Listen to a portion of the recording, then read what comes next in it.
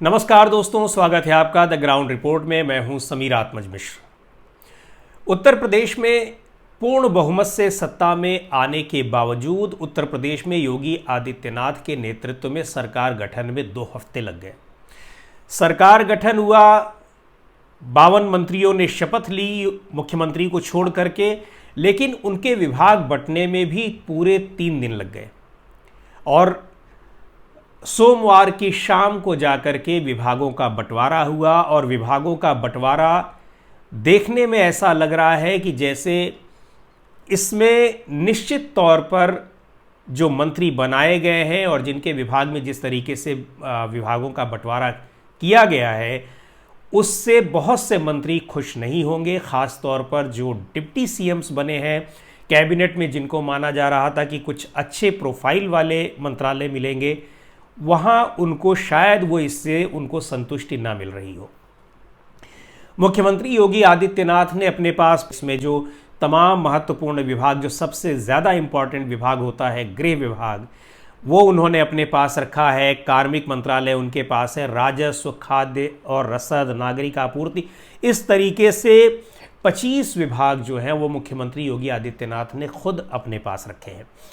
जो deputy CM 2 बने हैं, एक डिप्टी सीएम तो केशव प्रसाद मौर्य ही बने हुए हैं, और केशव प्रसाद मौर्य को उनका पुराना विभाग जो पीडब्ल्यूडी उनके पास था, यानी लोक निर्माण विभाग था, वो विभाग न दे करके केशव प्रसाद मौर्य को इस बार दिया गया है ग्राम्य विकास एवं समग्र ग्राम विकास, ग्रामीण अभियंत्रण, खाद्य प्रसंस्करण, मनोरंजन कर, इस तरीके के उनको विभाग दिए गए हैं।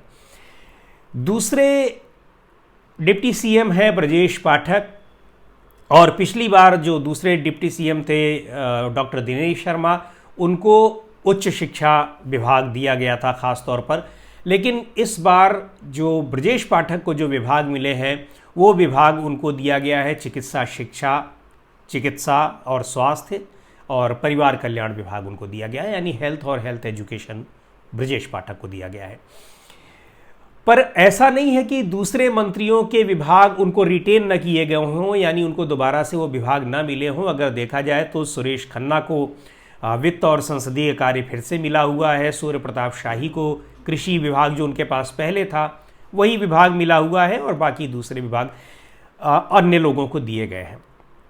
इनमें जो सबसे महत्वपूर्ण विभाग दिखाई पड़ रहा है और एक जिसको कहा जाता है कि वो एक तरीके से हाई प्रोफाइल पोर्टफोलियो होता है, वो है लोक निर्माण विभाग। और पिछली बार वो डिप्टी सीएम केशव प्रसाद मौर्य के पास था, इस बार वो जितिन प्रसाद को दिया गया है, जो कि शाहजहांपुर के हैं और एमएलसी हैं, और पिछले साल वो बीजेपी में शामिल हुए थे कांग्रेस पार्टी छोड़ करके।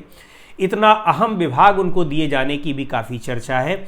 और साथ ही एक और जो हाई प्रोफाइल मिनिस्टर माने जा रहे थे, अरविंद कुमार शर्मा, जो पीएमओ से सीधे उत्तर प्रदेश भेजे गए थे, और किसी अच्छे विभाग के, किसी बड़े विभाग का इनको मंत्री बनाया जाएगा, गृह जैसा कोई विभाग दिया जाएगा। तो गृह विभाग तो इस बार नहीं मिला है, गृह विभाग इस बार भी मुख्यमंत्री ने अपने ही पास रखा है। लेकिन इस बार उनको नगर विकास और साथ में पावर मिनिस्ट्री दी गई है, ऊर्जा मंत्रालय अरविंद कुमार शर्मा को दिया गया है। ऊर्जा मंत्रालय भी काफ़ी अहम विभाग माना जाता है। पिछले सरकार में पिछले जो योगी सरकार थी उसमें श्रीकांत शर्मा को ये विभाग मिला हुआ था। ये जो विभागों का बंटवारा है, इसको लेकर के कई तरह की चर्चाएं हैं। चर्चाएं इस बात की भी हैं कि जब मंत्रिपरिषद का गठन हो रहा था, किन मंत्रियों को शामिल करना है, किनको नहीं शामिल करना है, डिप्टी सीएम बनाया जाना है, नहीं बनाया जाना है, किसको बनाया जाना है। तो इन मामलों में जब मंत्रिपरिषद का गठन हुआ तो ये साफ दिखाई पड़ रहा था कि इसमें मुख्यमंत्री योगी आदित्यनाथ की उतनी ज़्यादा यहाँ पर चली नहीं है। निश्चित तौर पर इसमें प्रधानमंत्री नरेंद्र मोदी और गृह मंत्री अमित शाह की महत्वपूर्ण भूमिका रही है, और वो मंत्रियों के नाम देख करके ये साफ पता चल रहा था। लेकिन अब जिस तरीके से योगी आदित्यनाथ ने अपने मंत्रियों को विभागों का बंटवारा किया है, उससे अब एक बार फिर ये साफ पता चल रहा है कि यहाँ योगी आदित्यनाथ ने बिल्कुल अपने तरीके से उनको जिसको जो विभाग देना था उसी तरह से दिया है उन्होंने। और जो महत्वपूर्ण विभाग वो अपने पास रखना चाहते थे उन्होंने वो सारे विभाग अपने पास रखे हुए हैं। इनमें गृह है, राजस्व है, कार्मिक है, नियुक्ति है, इस तरह के बहुत महत्वपूर्ण विभाग कई सारे हैं।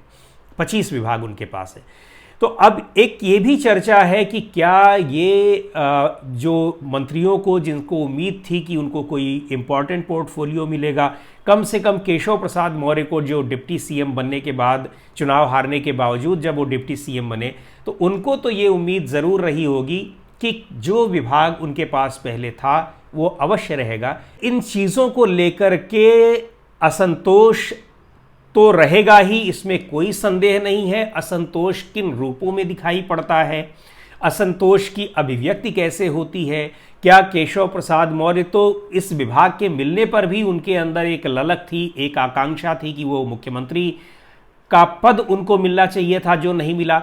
अब की बार तो उनके विभाग को भी एक तरीके से डिग्रेड कर दिया गया है, उसको कमतर कर दिया गया है, डिमोशन कर दिया गया है। क्या इससे वो संतुष्ट रहेंगे या फिर असंतुष्ट रहेंगे, मानेंगे नहीं मानेंगे, या फिर वो इसके लिए फिर से संघर्ष करेंगे, फिर से लॉबिंग होगी? और जैसा कि मेरी लखनऊ में कई सारे पत्रकारों से बात हुई तो उनका ये कहना था कि ये बिल्कुल देखने में साफ लग रहा है कि मंत्रालय में जो मंत्रियों के विभागों का ये जो बंटवारा हुआ है, इसको देखते हुए बिल्कुल नहीं ऐसा लगता है कि बहुत आसानी से, जिस तरीके से पिछले 5 साल योगी सरकार के आसानी से चलते गए, उसमें बहुत ज़्यादा कोई ऐसी दिक्कतें नहीं आई। हालांकि एक समय ऐसा आया था कि 150 के विधायक करीब वहाँ पे बगावत को तैयार हो गए थे, लेकिन फिर भी सारी चीज़ों को हैंडल कर लिया गया, सारी परिस्थितियों को संभाल लिया गया। पर अब की बार शायद ऐसा ना हो, क्योंकि जब मंत्री परिषद का गठन हो रहा था उसमें भी केंद्रीय नेतृत्व और मुख्यमंत्री योगी आदित्यनाथ, ये लग रहा था कि दोनों के बीच में एक लंबी चौड़ी वार्ताओं के बाद, बहस के बाद और तमाम जो सहमतियां असहमतियां हैं उनके बाद ये नाम तय हुए थे। और अब जब विभागों का बंटवारा इस तरीके से हुआ है तो जाहिर सी बात है कि इसको लेकर के असंतोष के स्वर उठेंगे, और असंतोष के स्वर किस तरीके से उठते हैं, कब उठते हैं, कैसे उठते हैं, ये देखने वाली बात होगी। तो इस वीडियो में फ़िलहाल इतना ही। अगले वीडियो में हम फिर किसी एक खास चर्चा के साथ आपके सामने हाजिर होंगे। आपसे एक बार हम फिर से ये निवेदन करना चाहेंगे कि अगर आपने हमारे YouTube चैनल को सब्सक्राइब न किया हो तो उसको सब्सक्राइब कर लें, अपने मित्रों के बीच में भी उसको शेयर करें। हमारे YouTube चैनल के अलावा जो फेसबुक पेज हमारा है द ग्राउंड रिपोर्ट का, इंस्टाग्राम है और ट्विटर है, उस पर भी आप हमको फॉलो कर सकते हैं। आप अपने कोई सुझाव भी हमें देना चाहें, कई लोगों ने मुझे अपने सुझाव दिए हैं, निश्चित तौर पर मैं उस पर अमल करने की कोशिश करूंगा। आपके भी अगर जो सुझाव हैं तो आप उनसे हमें अवगत कराएं, क्योंकि उससे हमको पता लगता है कि हम जो बातें आपसे कर रहे हैं वो आपको अच्छी लग रही हैं, या उनके अलावा भी आप कुछ और बातें हमसे जानना चाहते हैं, सुनना चाहते हैं। तो आपकी प्रतिक्रियाओं से ही हमें प्रेरणा भी मिलती है, बल भी मिलता है और हमारा उत्साह वर्धन भी होता है। बहुत बहुत धन्यवाद।